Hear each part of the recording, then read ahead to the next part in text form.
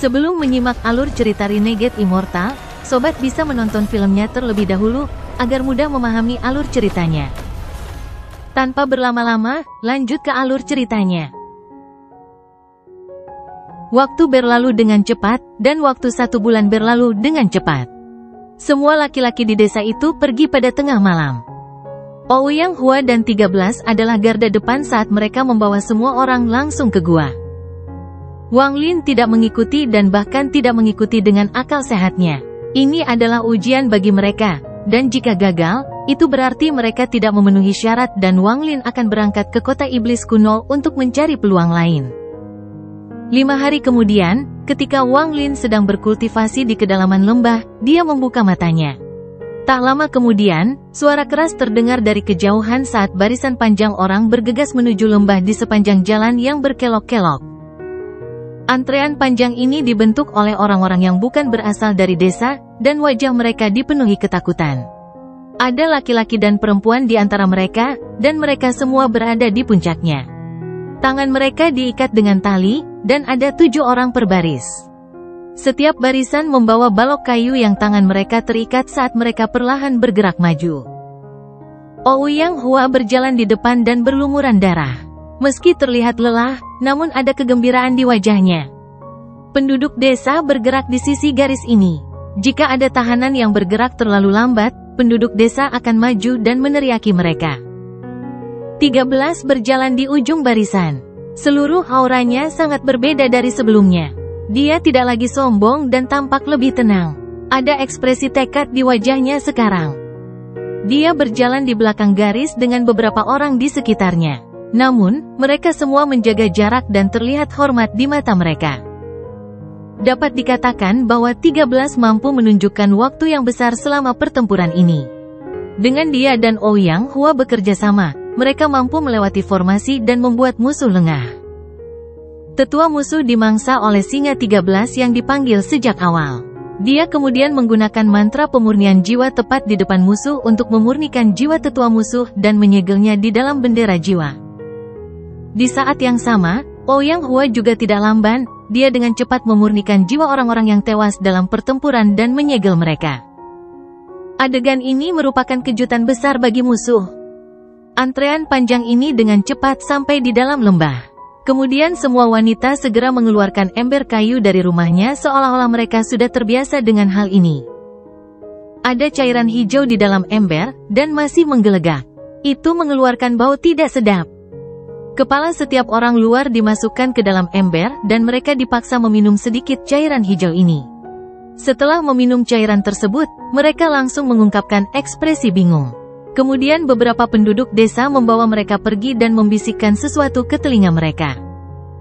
Ketika akal Wang Lin melihat ini, dia tidak terkejut sama sekali. Dia telah belajar dari ingatan Lo Yun bahwa nenek moyang Lo Yun mengatakan bahwa satu-satunya cara bagi suku-suku kecil ini untuk mendapatkan lebih banyak anggota adalah dengan memaksa tawanan mereka untuk meminum semangkuk sup yang dapat menghilangkan ingatan.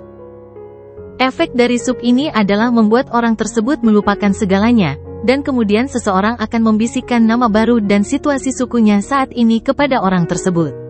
Ketika orang itu terbangun, mereka akan menjadi anggota baru suku tersebut. Tidak ada sesuatu yang istimewa dari sup ini di mata Wang Lin, itu jauh lebih rendah daripada sesuatu seperti mantra pesona. Jika seseorang yang berkultivasi meminum sup ini, pada dasarnya tidak akan berpengaruh. Ouyang Hua dengan cepat bergegas menuju Wang Lin. Ketika dia masih cukup jauh, dia dengan hormat membungkuk dan berkata, "Junior Ouyang Hua ingin menyambut surgawi tertinggi." Setelah menerima persetujuan Wang Lin, Ouyang Hua dengan cepat memasuki kedalaman lembah. Dari jauh, dia melihat Wang Lin duduk dalam posisi lotus. Dia tiba di hadapan Wang Lin dan mengeluarkan sebuah benda, lalu dengan hormat dia berkata, "Surgawi tertinggi, Junior menemukan kristal iblis dari suku musuh untuk diberikan kepada surgawi tertinggi." Mata Wang Lin berbinar, lalu dia melambaikan tangannya dan kristal iblis itu terbang dari tangan Ouyang Hua ke tangannya. Dia dengan hati-hati melihat batu hitam ini. Tidak ada yang istimewa dari kristal ini, dan terlihat agak kasar. Wang Lin meremas tangan kanannya dan batu hitam itu segera pecah, memperlihatkan kristal iblis seukuran ibu jarinya.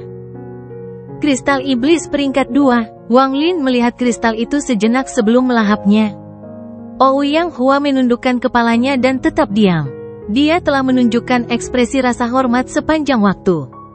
Setelah melahap kristal iblis, dengan cepat menyatu dengan kristal iblis di dalam Wang Lin dan menjadi kristal iblis peringkat 5. Wang Lin memandang ke arah Ouyang Hua sebelum menamparkan tasnya dan mengeluarkan sepotong batu giok. Setelah menyapunya dengan akal sehatnya, dia melemparkannya ke arah Ouyang Hua dan berkata, "Kalian hanya memiliki nyanyian untuk 3 tahap pertama. Kecuali seseorang mempunyai prestasi, mereka tidak akan mendapat lebih banyak. Anda kembali dengan kristal iblis, jadi saya akan memberi Anda tahap keempat. Pelajarilah dengan baik dan jangan mengajarkannya kepada orang lain, atau saya pasti akan mengambil semuanya kembali." Ouyang Hua menekan kegembiraan di dalam hatinya. Setelah menerima batu giok itu, dia segera pergi. Setelah dia pergi, mata Wang Lin berbinar saat dia bergumam pada dirinya sendiri, sepertinya ini adalah langkah yang tepat. Saat desa perlahan tumbuh dan menyerap suku-suku di sekitarnya, jumlah kristal iblis yang bisa saya peroleh juga akan meningkat. Selain itu, semakin banyak orang yang dimiliki suku tersebut, semakin banyak orang yang mengembangkan mantra pemurnian jiwa. Itu berarti saya akan dapat memulihkan kekuatan penuh bendera 1 miliar jiwa-jiwa lebih cepat. Saat ini Wang Lin sedang meningkatkan pecahan jiwa. Semua fragmen jiwa yang dimurnikan oleh orang yang mengolah mantra pemurnian jiwa bisa menjadi miliknya hanya dengan sebuah pikiran. Akan ada hari ketika waktu yang tepat bagi Wang Lin untuk mengumpulkan semua jiwa, dan bendera 1 miliar jiwa akan menjadi utuh kembali. Populasi desa tiba-tiba meningkat beberapa kali lipat. Jumlah laki-laki sekarang lebih dari 50. Perempuan dibagi di antara penduduk desa, dan beberapa wanita cantik dihadiahkan kepada Wang Lin oleh Ouyang Hua, yang rakus akan jasa. Namun, kali ini dia mendapat sikap dingin. Semua anggota suku baru itu mulai mengembangkan mantra pemurnian jiwa. Selain orang-orang yang pergi berburu setiap hari, semua orang fokus pada budidaya. Bahkan ada beberapa wanita yang mulai berkultivasi. Pada awalnya Ouyang Hua menentang hal ini, tetapi setelah dimarahi oleh Wang Lin melalui transmisi pesan, dia dengan cepat mengubah sikap ini dan secara terbuka mendukung wanita yang berkultivasi. Akibatnya, semua orang di lembah selain anak-anak, tidak peduli apakah mereka laki-laki atau perempuan, mulai berkultivasi dengan gila-gilaan. Sangat mudah untuk mulai mempelajari mantra pemurnian jiwa, dan menambahkan kekuatan 13 dan Ouyang Hua, keduanya segera menjadi tujuan semua orang. Waktu berlalu dengan tenang, dan dalam sekejap mata, setengah tahun berlalu. Selama 6 bulan ini, penduduk desa banyak keluar.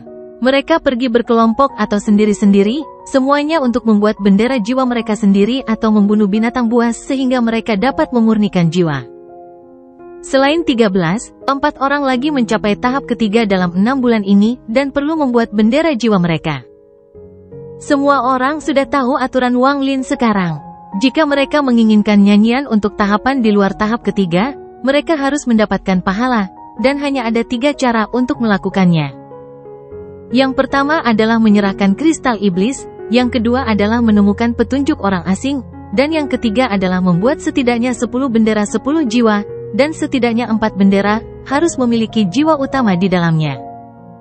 Jika ada yang mampu melakukan salah satu dari 3 hal tersebut, Wang Lin akan menghadiahkan mereka nyanyian tahap keempat.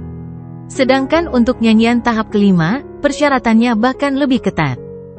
Pada titik ini, hanya Ouyang Hua yang memenuhi persyaratan untuk mendapatkan mantra tahap keempat.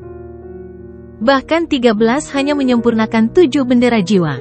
Yang sulit adalah jiwa utama. Sampai sekarang, dia hanya memiliki 2 jiwa utama, dan yang kedua adalah tetua desa musuh yang dia sempurnakan setengah tahun lalu. Alhasil, seruan untuk menyerang suku lain semakin nyaring.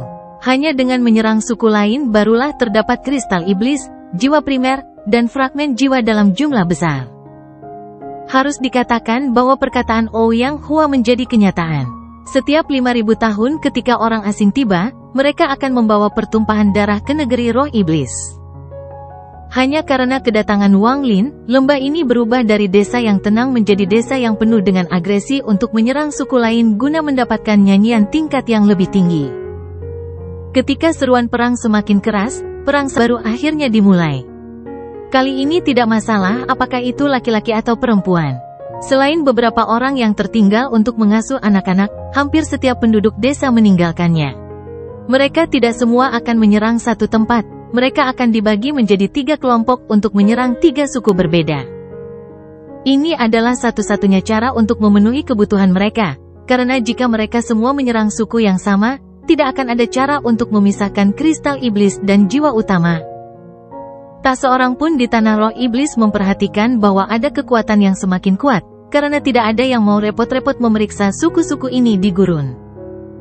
Bahkan tidak ada orang asing yang memutuskan untuk tinggal bersama suku seperti yang dilakukan Wang Lin. Mereka semua pergi ke negara berbeda dan memperoleh posisi berbeda. Untuk mendapatkan eksploitasi militer dan iblis kuno, mereka memulai pertumpahan darah yang berlangsung selama 500 tahun. Ukuran suku tersebut meningkat pesat. Ditambah dengan orang-orang yang baru saja ditangkap, jumlah laki-laki dalam suku tersebut telah meningkat menjadi lebih dari 500. Ini bisa dianggap sebagai suku berukuran sedang di antara suku-suku di sekitar sini. Dengan begitu banyak orang berkumpul di satu tempat, tempat itu menjadi agak sempit di dalam dan di luar lembah, jadi Wang Lin memasang formasi baru. Formasi ini memiliki batasan sebagai basisnya dan mencakup kekuatan lembah dan formasi 5 km. Kawasan perlindungan formasi baru ini lebarnya sekitar 10 km, sehingga memecahkan masalah ruang. Setiap suku baru membutuhkan nama. Setelah Ouyang Hua bertanya berkali-kali, Wang Lin menamakannya suku pemurnian jiwa.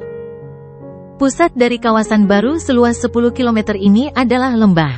Semua orang telah pindah dari lembah, dan lembah itu dijadikan area terlarang yang hanya bisa dipusatkan oleh Wang Lin. Kecuali mereka dipanggil oleh Wang Lin, tidak ada yang diizinkan masuk. Selain itu, ada anggota suku pemurnian jiwa yang berdiri di pintu masuk seperti penjaga. Lembah ini menjadi simbol kekuasaan tertinggi di suku tersebut. Wang Lin, orang yang tinggal di sana, dihormati oleh semua orang di suku pemurnian jiwa. Peraturan Wang Lin masih belum berubah. Masih ada 3 metode untuk mendapatkan nyanyian setelah tahap ketiga.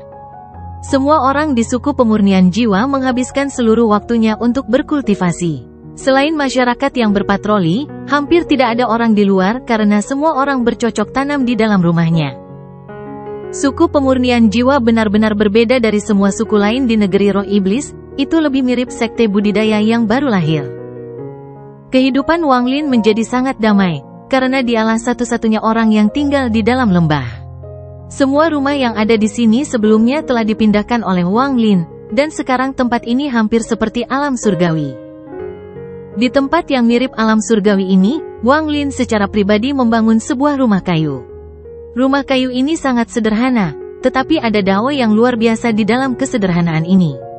Jika seorang penggarap lewat, mereka akan melihat bahwa meskipun ukuran setiap potongan kayu berbeda, tidak ada perbedaan dalam beratnya. Rumah kayu ini adalah tempat tinggal Wang Lin. Dia duduk dalam posisi lotus di dalam rumah kayu dan diam-diam berkultivasi. Apa yang dia serap bukanlah energi spiritual surgawi, melainkan energi spiritual iblis. Waktu perlahan berlalu, dan dalam sekejap mata, musim dingin pun tiba. Musim dingin di sini tidak ada bedanya dengan di luar. Kepingan salju putih jatuh dari langit dan seluruh dunia menjadi putih. Wang Lin membuka matanya dari kultivasinya. Ketika dia keluar dari rumah kayu, dia melihat salju turun dari langit. Dia diam-diam menyaksikan salju turun dan benar-benar tenggelam di dalamnya. Tak lama setelah itu, Wang Lin mengangkat kepalanya dan bergumam pada dirinya sendiri, 2 tahun sekarang. Dia telah berada di negeri roh iblis selama hampir 2 tahun. Begitu musim dingin berlalu, tepat 2 tahun. Dia mengangkat tangan kanannya dan menangkap kepingan salju. Saat kepingan salju mendarat di tangannya, sedikit rasa dingin datang dari salju sebelum meleleh di tangannya dan sepotong energi spiritual iblis memasuki telapak tangannya. Segala sesuatu di tanah roh iblis mengandung energi spiritual iblis. Wang Lin menarik napas dalam-dalam sebelum duduk dan menutup matanya. Kepingan salju perlahan jatuh dan mendarat di tubuhnya. Jumlah salju yang turun berangsur-angsur meningkat, dan beberapa jam kemudian, Wang Lin berubah menjadi manusia salju. Dia tidak bergerak sama sekali saat dia menyerap energi spiritual iblis di dalam kepingan salju. kristal iblis di tubuhnya telah naik dari peringkat 5 ke peringkat 34. Semakin tinggi peringkatnya, semakin sulit untuk menaikkan levelnya. Peringkat 3 sama dengan pendirian yayasan, dan 10 kali lipatnya adalah formasi inti, dan langkah selanjutnya 10 kali lebih banyak. Alasan Wang Lin memutuskan untuk menyerap energi spiritual iblis adalah karena dapat menyatu dengan energi spiritual celestial, artinya dapat meningkatkan energi spiritual celestial. Meskipun dia memiliki batu giok surgawi senilai 100 tahun, itu tidak cukup untuk membawanya ke tahap akhir transformasi jiwa, dan jumlah yang dibutuhkan untuk mencapai tahap ascendant berada di luar imajinasi.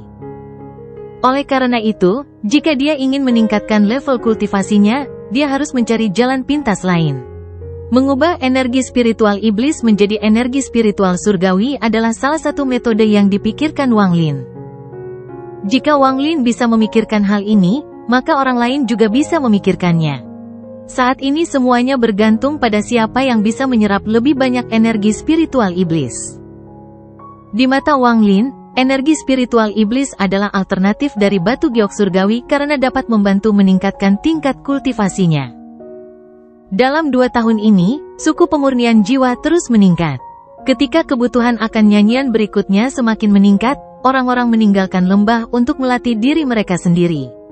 Selain itu, setiap bulan akan ada tim yang kembali dari menyerang suku yang lebih kecil. Mereka akan kembali dengan tawanan dan jumlah kristal iblis yang berbeda-beda. Perlu disebutkan bahwa formasi yang digunakan untuk bertahan melawan orang asing hampir tidak berpengaruh pada penduduk asli. Formasi tersebut tampaknya dibangun untuk bertahan melawan malam loh iblis dan menjaga orang asing tetap berada di luar. Seiring berjalannya waktu, populasi suku pemurnian jiwa terus meningkat, dan bahkan wilayah seluas 10 km pun sepertinya tidak cukup. Akibatnya, formasi perlu diperluas sekali lagi. Wang Lin menggunakan waktu 3 hari untuk mempelajarinya dan kemudian meningkatkan formasinya sejauh 10 km. Sekarang suku tersebut memiliki wilayah seluas 20 km, suku tersebut dapat dianggap sebagai salah satu suku paling kuat dalam jarak beberapa puluh ribu kilometer. Peningkatan anggota suku menyebabkan peningkatan jumlah orang yang mengembangkan mantra pemurnian jiwa. Wang Lin tahu bahwa pecahan jiwa dalam bendera jiwa perlu dipelihara berkali-kali agar bisa mencapai kekuatan penuhnya. Daripada mengajari orang-orang ini cara mengasuh mereka, dia memilih untuk menggunakan bendera 1 miliar jiwa untuk memelihara fragmen jiwa. Bendera jiwa melebar dan kemudian mengelilingi langit area seluas 20 km itu dalam awan hitam. Saat awan hitam muncul, mereka segera mengejutkan semua orang di suku pemurnian jiwa. Banyak anggota suku bergegas keluar, dan beberapa orang yang lebih berkuasa mengelilingi diri mereka dengan bendera jiwa mereka dalam upaya untuk terbang untuk melihat apa yang sedang terjadi. Lepaskan pecahan jiwamu ke awan hitam untuk jangka waktu tertentu setiap hari. Melakukan hal itu akan membuat pecahan jiwa menjadi lebih kuat. Suara Wang Lin bergema di area seluas 20 km. Saat suaranya terdengar, setiap anggota suku berlutut di tanah. Wajah mereka dipenuhi rasa hormat, dan mereka berlutut menuju lembah tempat Wang Lin berada. Setelah awan hitam muncul, pecahan jiwa dari anggota suku melolong dan bergerak di dalam awan hitam sepanjang hari. Orang-orang dari suku pemurnian jiwa terbiasa melepaskan pecahan jiwa mereka untuk dipelihara di dalam awan hitam, dan awan hitam menjadi simbol unik dari suku pemurnian jiwa. Di dalam suku pemurnian jiwa, tidak semua orang mengembangkan mantra pemurnian jiwa. Beberapa dari mereka tidak bisa bercocok tanam sama sekali, jadi mereka hanya bisa menjadi pemburu untuk menyediakan makanan bagi semua orang. Dalam sekejap mata, 2 tahun berlalu. Dalam 2 tahun ini, suku pemurnian jiwa tumbuh dengan gila-gilaan. Ukuran suku terus bertambah dari 20 km. Sekarang lebarnya sekitar 150 km, dan suku tersebut memiliki lebih dari 5.000 laki-laki. Dalam area seluas 50.000 km, selain 2 suku dengan 10.000 anggota, semua suku lainnya dilahap oleh suku pemurnian jiwa. Dalam 2 tahun ini, Wang Lin bertindak 3 kali karena beberapa suku musuh memiliki seseorang yang kuat. Namun, di gurun, tidak peduli seberapa kuat mereka bukan tandingan Wang Lin. Harus dikatakan bahwa rencana Wang Lin untuk memulai kekuatannya sendiri di hutan belantara ini membuahkan hasil. Saat ini dia memimpin pasukan 5.000 orang yang mengetahui mantra pemurnian jiwa. Meskipun mereka tidak sekuat itu secara individu, mereka memberikan pukulan besar ketika mereka semua melepaskan fragmen jiwa mereka bersama-sama. Jika cukup waktu berlalu bagi mereka untuk tumbuh, Wang Lin akan mengendalikan kekuatan yang sangat kuat. Terjadi kebuntuan antara 3 suku dalam wilayah 50.000 km ini. Awalnya, Ouyang Hua ingin menyerang salah satu suku besar, tapi dia dihentikan oleh Wang Lin. Dia ingin anggota sukunya berhenti menyerang orang lain dan fokus pada budidaya.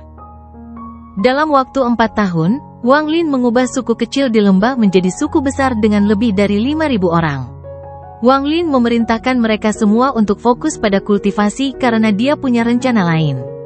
Dia memutuskan untuk meninggalkan sukunya sebentar. Targetnya adalah kota Demon kuno. 4 tahun lalu, Wang Lin memiliki kesempatan untuk pergi, tetapi dia tidak pergi karena dia saat itu tidak memiliki kekuatan sendiri. Bahkan jika dia pergi, itu tidak ada gunanya. Setelah 4 tahun, Wang Lin akhirnya bisa pergi ke kota Demon kuno tanpa rasa khawatir. Bahkan jika dia tidak bisa mendapatkan pijakan di kota iblis kuno, dia masih memiliki kemampuan untuk mengubah situasi menjadi lebih baik. Untuk memudahkan komunikasi, dia menghabiskan waktu setengah bulan untuk membuat 2 giok transmisi suara.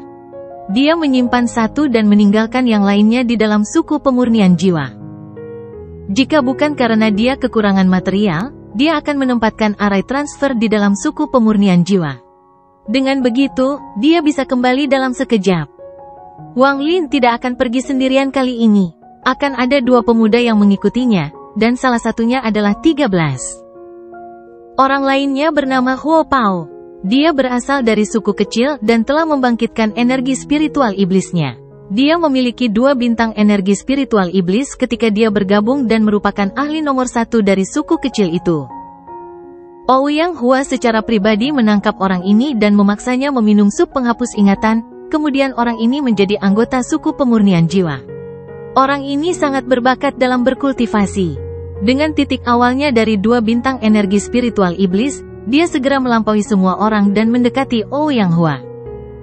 Saat ini dia telah mencapai tahap kelima, dan dia memiliki 97 bendera jiwa bersama dengan 31 jiwa utama. Kekuatannya saat ini tidak jauh berbeda dari seorang kultivator formasi inti. Wang Lin melihat kejeniusan dalam diri orang ini. Meskipun mantra pemurnian jiwa mudah dipelajari, untuk mencapai tahap formasi inti hanya dalam 4 tahun adalah sesuatu yang tidak pernah diharapkan oleh Wang Lin. Salah satu alasan terbesarnya adalah karena orang ini sudah memiliki 2 bintang energi spiritual iblis. Itu juga ada hubungannya dengan energi spiritual iblis di negeri ini, tapi ini adalah pertama kalinya Wang Lin melihat seseorang dengan bakat seperti Huo Pao. Jika dia bisa mencapai tahap formasi jiwa dalam 100 tahun, dia akan mengejar Red Butterfly dalam hal bakat. Wang Lin sangat peduli dengan bakat seperti ini, jadi dia memutuskan untuk mempertahankannya agar lebih mudah dikendalikan daripada meninggalkannya di dalam suku. Rasa hormat pemuda bernama Huo Pao terhadap Wang Lin tidak lebih lemah dari 13. Ketika dia mendengar bahwa leluhur akan membawanya keluar, dia sangat gembira. Adapun 13, kekuatan tubuhnya telah mencapai tingkat yang mengejutkan. Bahkan jika dia melawan Huo Pao, dia tidak akan dirugikan. Ini sangat berkaitan dengan tekad dan usahanya. Setelah mendapatkan metode pemurnian tubuh, dia menghabiskan berhari-hari dan malam berkultivasi. Dalam hal keseriusan dalam berkultivasi, dia adalah orang nomor 1 di sukunya. Pada pagi ini saat matahari terbit ke langit, Wang Lin keluar dari suku pemurnian jiwa. Huo Pao dan 13 mengikutinya seperti penjaga. Saat orang-orang dari suku pemurnian jiwa perlahan keluar, seseorang tiba-tiba berlutut, dan segera, setiap anggota suku berlutut ke arah yang dituju Wang Lin. Dalam hati mereka, Wang Lin adalah nenek moyang seluruh suku pemurnian jiwa. Selama dia ada di sana, suku pemurnian jiwa tidak akan pernah hancur. Ouyang Hua juga berlutut. 4 tahun terakhir ini terlintas dalam benaknya. Kultivasinya telah melambung tinggi dalam 4 tahun terakhir ini, dan semua ini terasa seperti mimpi baginya. Melihat lebih dari 5.000 anggota suku di belakangnya, satu-satunya kata yang bisa digunakan Ouyang Hua untuk menggambarkan perasaannya terhadap Wang Lin adalah rasa hormat. Wang Lin berjalan menjauh selangkah demi selangkah dan perlahan menghilang dari pandangan semua orang, tapi tidak ada yang berdiri. 5 kilometer di luar sekte pemurnian jiwa, Wang Lin menamparkan tas pegangannya dan cahaya ungu keemasan terbang keluar. Ia berubah menjadi binatang raksasa dengan tubuh selebar 30 kaki berwarna ungu keemasan, dan mulutnya yang tajam sangat menindas. Itu adalah binatang nyamuk. Ia terbangun setengah tahun yang lalu, jadi kekuatannya meningkat pesat. Saat ini bahkan seorang kultivator formasi jiwa yang normal tidak akan menandinginya. Wang Lin menghitung bahwa nyamuk itu sekuat kultivator formasi jiwa tahap akhir. Selain akar roh emas, itu juga ada hubungannya dengan garis keturunan binatang itu. Sekarang ada aura raja binatang yang perlahan mengembang dari tubuhnya yang berwarna ungu keemasan. Lalu Wang Lin dengan tenang berkata, "Kalian berdua juga datang." 13 mengatupkan giginya. Dia diam-diam berpikir bahwa dia tidak bisa mempermalukan dirinya sendiri di hadapan leluhurnya dan melompat. Saat dia mendarat, aura dingin langsung masuk melalui kakinya. Teknik pemurnian tubuhnya tidak berpengaruh pada aura dingin ini, sehingga dia merasakan seluruh tubuhnya menjadi sakit. Jika bukan karena tekadnya, dia pasti sudah pingsan. Setelah Hu Pao melihat 13, dia secara alami tidak mau ketinggalan dan melompat juga. Saat dia mendarat, aura dingin juga menyerbu tubuhnya. Setelah hampir tidak mampu menahan aura dingin, Hu Pao tersenyum pahit. Ia mengira nenek moyangnya memang kuat, karena binatang yang dijinakkan oleh nenek moyang saja sudah begitu menakutkan. Setelah Wang Lin melihat penampilan Tertin dan Hu Pao, dia tersenyum dengan sedikit kekaguman di matanya. Sambil berpikir, binatang nyamuk itu menyerang secepat kilat. Angin kencang langsung menerpa mereka bertiga. Angin tidak berpengaruh pada Wang Lin, itu sebenarnya membuatnya merasa sangat nyaman. Sedangkan untuk 13 dan Hu Pao, mereka merasa seperti sedang dilanda badai yang dahsyat. Jika mereka kehilangan fokus sesaat, mereka akan terlempar jauh. 13 mengeluarkan raungan pelan saat dia dengan cepat memutar semua energi spiritual iblis di tubuhnya untuk terus mengaktifkan teknik pemurnian tubuh untuk menahan angin ini. Hu Pao melakukan hal yang sama sambil menutup matanya dan menggunakan energi spiritual iblis di tubuhnya untuk menahan angin. Tempat ini berjarak 15 juta kilometer dari kota iblis kuno, jadi binatang nyamuk itu membutuhkan waktu beberapa saat untuk sampai ke sana. Wang Lin tidak terburu-buru, jadi dia tidak menyia-nyiakan energi spiritual surgawi di tubuhnya untuk menggunakan keterampilan teleportasi yang lebih hebat. Saat binatang nyamuk itu terbang melintasi langit, setiap suku yang dilewatinya mengaktifkan formasi perlindungan mereka. Di mata mereka, nyamuk itu terlalu kuat. Itu sudah menciptakan ledakan sonik hanya dengan terbang melintasi langit. Raungan gemuruh yang dikeluarkannya membuatnya tampak seperti guntur yang turun ke bumi, menciptakan pemandangan yang secara keseluruhan sangat mengejutkan. Sebelumnya, ketika Wang Lin pertama kali memasuki tanah roh iblis, dia tidak mengetahui keberadaan formasi dan suku. Formasi tersebut juga memiliki kemampuan untuk menyembunyikan orang di dalamnya, jadi dia tidak dapat menemukan siapapun. Namun, sekarang dia memiliki pemahaman tertentu tentang tanah roh iblis, jadi saat melihat ke bawah, dia melihat suku yang tak terhitung jumlahnya. Ada yang kuat dan lemah, besar dan kecil, dan populasinya sangat bervariasi antar suku.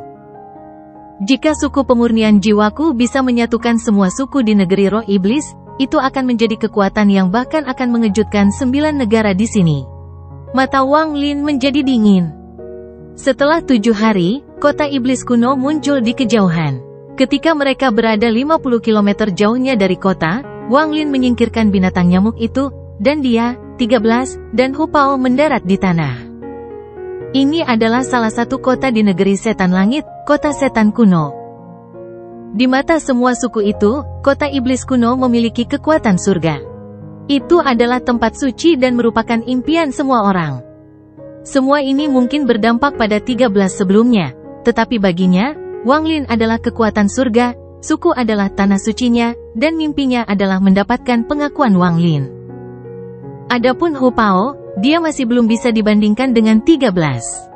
Ketika dia melihat kota iblis kuno, dia tidak bisa menahan diri untuk tidak berlutut dan diam-diam memujanya. Setelah beberapa saat, dia segera sadar kembali. Dia kemudian berdiri dan mengungkapkan ekspresi malu. Ketika dia melihat ekspresi dingin 13 tanpa sedikit pun kegembiraan yang dia rasakan, dia merasa telah tersesat.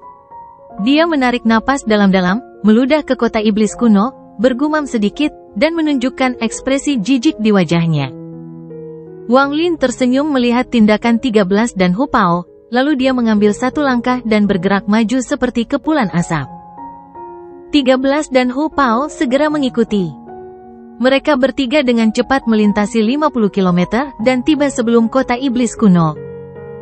Kota iblis kuno sangat besar, jadi orang tidak bisa melihat ujungnya dengan sekali pandang.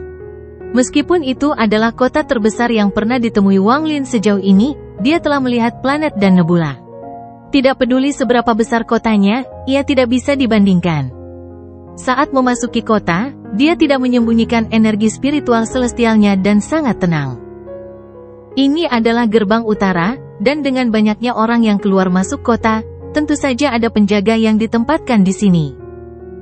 Wang Lin tahu bahwa di dunia kultivasi, segala sesuatu bergantung pada kekuatan dan tidak baik jika bersikap terlalu rendah hati. Antrean di sini sangat panjang, dan jika dia menunggu, akan memakan waktu berjam-jam sebelum dia bisa masuk. Dia hanya melewati antrean dan berjalan langsung ke gerbang dengan 13 dan Hu Pao mengikutinya. Dibandingkan dengan kegugupan Hu Pao, sikap dingin 13 membuatnya tampak lebih tenang. Wang Lin tiba-tiba mendekati gerbang menarik perhatian para penjaga. Semua penjaga ini adalah tentara iblis di bawah jenderal sayap kiri kota iblis kuno.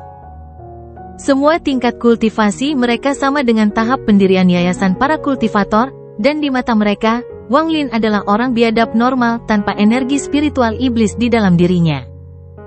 Tapi 13 dan Hu Pao, yang berada di belakang Wang Lin, dipenuhi dengan energi spiritual iblis dan seharusnya berada di peringkat 3 atau lebih tinggi. Untuk menjadikan orang-orang seperti ini sebagai pengawalnya, Wang Lin menjadi lebih misterius di mata mereka.